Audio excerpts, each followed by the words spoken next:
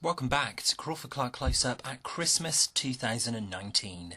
We still have reviews of A Christmas Carol and The Polar Express to come before the big day, but in this review we take a look at the original 1947 classic and 90s update of a timeless, heartwarming favourite. Miracle on 34th Street tells the story of a single mother, a hard worker for a popular New York department store over Thanksgiving and the run-up to Christmas, who has her faith in Santa Claus and the magic of Christmas restored by the arrival of Edmund Gwen's Kris Kringle, who kindly steps in to replace the inebriate who's been assigned to portray Santa for the children at the Thanksgiving parade, before winning everyone over with the size of his heart and the belief that he is in fact the real Santa.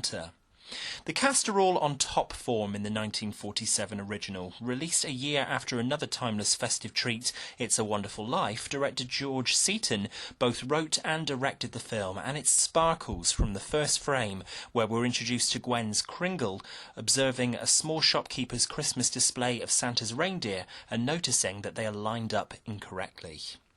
Maureen O'Hara is the pragmatic mother Doris Walker.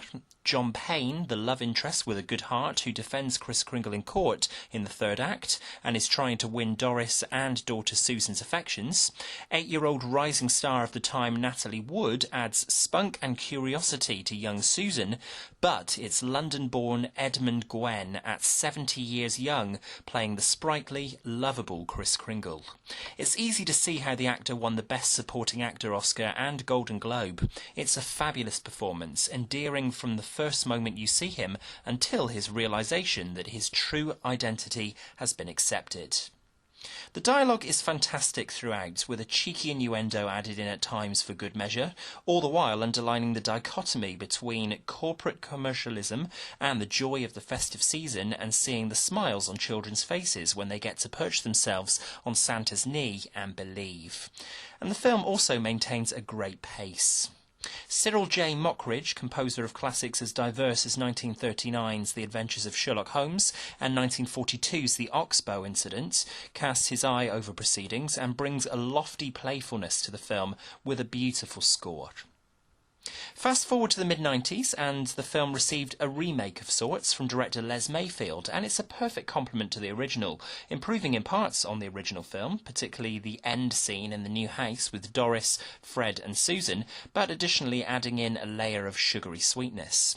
Elizabeth Perkins, fresh from her work on the live-action Flintstones released in the same year, is playing Dory Walker, who takes considerably less time than Maureen O'Hara's character in the original to become smitten by Kris Kringle.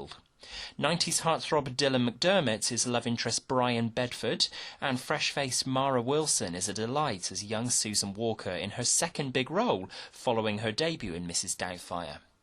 There's an understanding beyond her years, juxtaposed by childhood innocence and longing that Wilson plays so well at only 7 years old. Once again, however, it's Kris Kringle as the chief protagonist, and Richard Attenborough is inspired casting. Attenborough, like Gwen, came to play Santa Claus later in their respective careers, and for Attenborough this was one of the man's finest screen performances. Every smile and sympathetic look shows just how nuanced a performer Attenborough was, and comparing the two versions of Santa is much like choosing between your favourite children. Both are outstanding. The 1994 Miracle on 34th Street does expand on elements merely touched upon in the original film, developing the court case far more this time around, for example, but it also adds a lot more sentimentality to proceedings, which largely works in its favour, but can at times become a little too saccharine.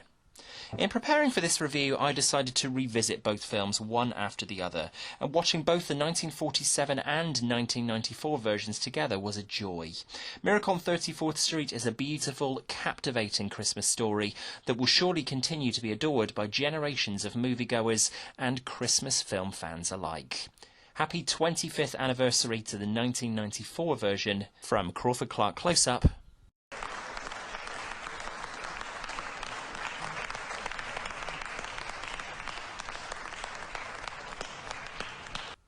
What are your thoughts on both the 1947 original and the 1994 remake of Miracle on 34th Street?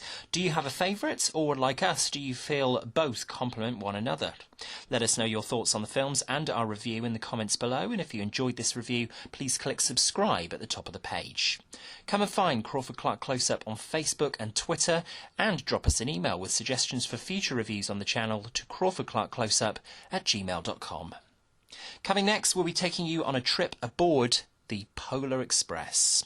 Look out for that review soon. Thanks for watching, and until next time, that's a wrap.